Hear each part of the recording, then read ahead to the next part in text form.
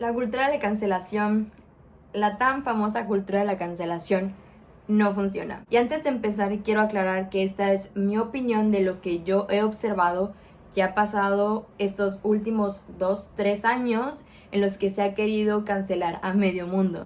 My mission in life. Entonces, la famosa cultura de la cancelación, ¿cuál fue su origen y cuál fue su propósito desde un principio? La idea de cancelar dio origen en la red social Twitter, en el cual se hacía referencia a terminar, cortar cualquier nexo o dejar de apoyar a aquella persona que haya violado el contrato social que todos tenemos.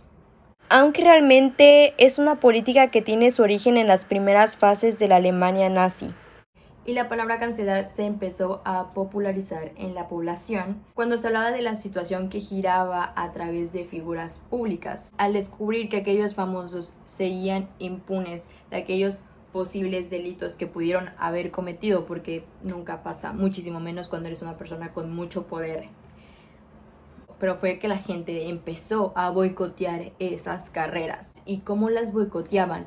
Pues empezaron a dejar de consumir ya sea sus películas, sus series, sus shows, sus libros, sus discos. Y si nos vamos por esa vertiente, todo parecía ir bien, ya que incluso la propia presión social hacía que algunos tuvieran que dar explicaciones o que incluso se tratara de hacer justicia de manera legal con los involucrados. No obstante, la realidad de aquellas personas que han sido bloqueadas probablemente regresen a sus plataformas en cuestión de tiempo, porque al final del día la sociedad no logra ponerse de acuerdo o no se toma en serio dichas acusaciones tan fácil que se les hace perdonar y olvidar. Incluso aquellos como este personaje de aquí que lo han tratado de cancelar por su comedia, eso mismo él lo ha tomado y lo ha usado para burlarse de la cultura de la cancelación en sus especiales de Netflix. Y siempre va a haber gente que al final del día va a terminar dándole un clic a sus shows y generando vistas y obviamente generando apoyo. Ya se ha pasado con la mayoría de famosos que han tratado de cancelar. Únicamente suben un video, suben una foto, escriben un tweet, suben una historia en Instagram pidiendo disculpas, diciendo que no lo van a volver a hacer, disculpándose de haber dicho, de haber hecho un comentario moralmente incorrecto, pues para que sus fans o sus seguidores lo sigan consumiendo. Este tipo de personas al final del día tienen a todo un equipo detrás que está listo, preparado, que trabaja para limpiarles la imagen a toda costa. En este caso, los que verdaderamente sí pueden sufrir alguna repercusión de toda esta cultura de la cancelación es gente que no tiene plataforma, que no tiene una plataforma para dar la cara, para dar explicaciones, para defenderse. Ha habido casos incluso de personas que han sido canceladas en el internet y que han llegado hasta perder sus propios trabajos. Personas ordinarias, no hablando de famosos en específico. Que para que la cultura de la cancelación se dé, normalmente sí tiene que ser alguien conocido, alguien famoso, para que a mucha gente le importe lo que piense o lo que haga, al punto de decir vamos a cancelarlo, vamos a acosarlo masivamente. De ahí en fuera, que no hay repercusión real para aquellas personas que sí tienen el poder, equipo que trabaja para ayudarlos, no queda nada más que en una ola de críticas y incomodidad. Por otro lado, y en defensa de la cultura de la cancelación, muchas veces también son los medios de comunicación los culpables, ya sea para tener el encabezado más atractivo y poder generar vistas a través del morbo. Se inventan, dicen, hacen cada cosa. Cuando, por ejemplo, aparece en tendencia, la generación cristal quiere cancelar Tom y Jerry, ya que contiene mensajes misóginos, racistas, clasistas, y eso nada más lo dijeron 3 personas. Pero ya con que lo hayan dicho 3 personas es suficiente para poner la generación de cristal. Entonces se empieza a hacer todo este argüende en Twitter de aquellos que se ofenden porque, sí es cierto, en Tom y Jerry había mensajes racistas, clasistas, misóginos. Y también por otro lado están aquellas personas que dicen, la generación de cristal, todo les molesta, que se terminan ofendiendo porque hay otros que también se ofendieron. Entonces, claramente esto es un ciclo de nunca acabar. Y si algo bueno tendría que sacar de la cultura de la cancelación, porque así es. Sí tiene un punto positivo, pero al final la cultura de la cancelación lo tergiversó para que fuera algo negativo. Algo bueno que tendría que decir acerca de la cultura de la cancelación es la crítica. Aquellas discusiones que dan apertura al diálogo y que es la principal razón por la que no estoy de acuerdo con la cultura de la cancelación. Porque en lugar de enfocarse en eso y hablar sobre el tema y decir, ok, está bien, tú dices, yo digo, yo opino, tú esto y tú lo otro, se van directamente a cancelar a la persona sin ningún derecho de réplica. Yo solamente estoy hablando de cuando son opiniones, ideas, posturas, pensamientos ideológicos que no son moralmente correctos. También al final del día eso resulta un poco ambiguo, porque siempre vamos a estar sujetos a un contexto social. Lo que ahorita podría ser funable o aceptable, a lo mejor en 2 años ya no es así. Uno de estos ejemplos es la famosa Casa de Brujas, que fue un fenómeno histórico que ocurrió en el siglo XV y XVI, en el cual fueron ejecutadas mujeres principalmente que practicaban la brujería debido a creencias cristianas. Volviendo al tema, como me dijo un profesor en la universidad hace tiempo, que ya falleció, que en paz descanse, la crítica no es constructiva ni destructiva, solamente es crítica. Yo verdaderamente creo que todo puede ser criticable y no en un mal sentido necesariamente. ¿Me explico? Mi canal es sobre crítica, o yo trato de hacerlo sobre crítica. Y esta puede ser un juicio objetivo o subjetivo. Y sí quiero aclarar este punto porque hay una famosa influencer que a mí no me agrada, que es la primera en saltar siempre que se le critica y diciendo que no hay que criticar, hay que vivir felices en un mundo en el que al parecer para ella nada puede ser cuestionable. Para poder entender un poco mejor lo que quiero decir, tenemos la teoría crítica, que era aquella que centraba toda su evaluación reflexiva a la crítica de la sociedad y a la cultura con un fin en específico. Su función es educar a los individuos de dicha verdad. Y es que el conocimiento de cada individuo siempre va a estar mediado por su experiencia, así como su contexto histórico, político, económico y social. A lo que me refiero con lo positivo de la cultura de la cancelación. O sea, y esto solamente es enfocado a este tema en particular. No estoy hablando de la crítica banal, de gente que nada más te quiere hacer sentir mal por hacer sentir mal. Estoy hablando de que, ok, existen 3 personas que piensan que Tom y Jerry deberían de ser cancelados porque tienen mensajes misóginos, clasistas, racistas. ¿Por qué en lugar de que todos se ofendan, de que quieran directamente cancelar, censurar, etcétera, no nos ponemos a debatir? Oye, sí es cierto, tiene este tipo de mensajes, entonces, ¿qué vamos a hacer con eso? Porque para mí la solución nunca va a ser censurar. Y esto sí lo digo yo desde mi opinión. No podemos ir por la vida censurando cosas. Y me apego a la famosa frase de quien no conoce su historia está condenado a repetirla.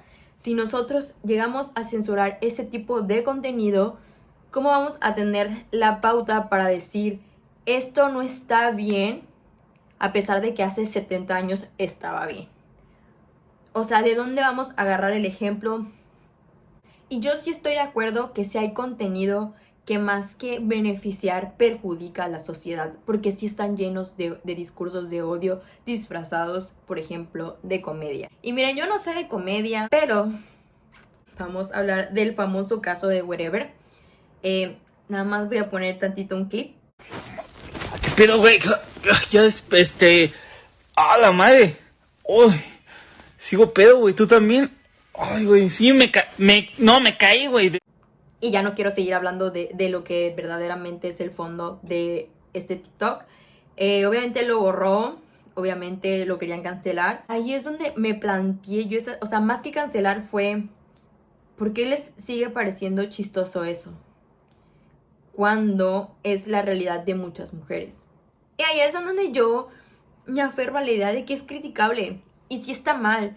Y no me parece. Pero ¿debería de cancelarlo? Esta generación no es la primera ni la única en hacer crítica de las situaciones sociales, en defender sus derechos. De hecho, es muy afortunada porque tenemos más acceso a la información.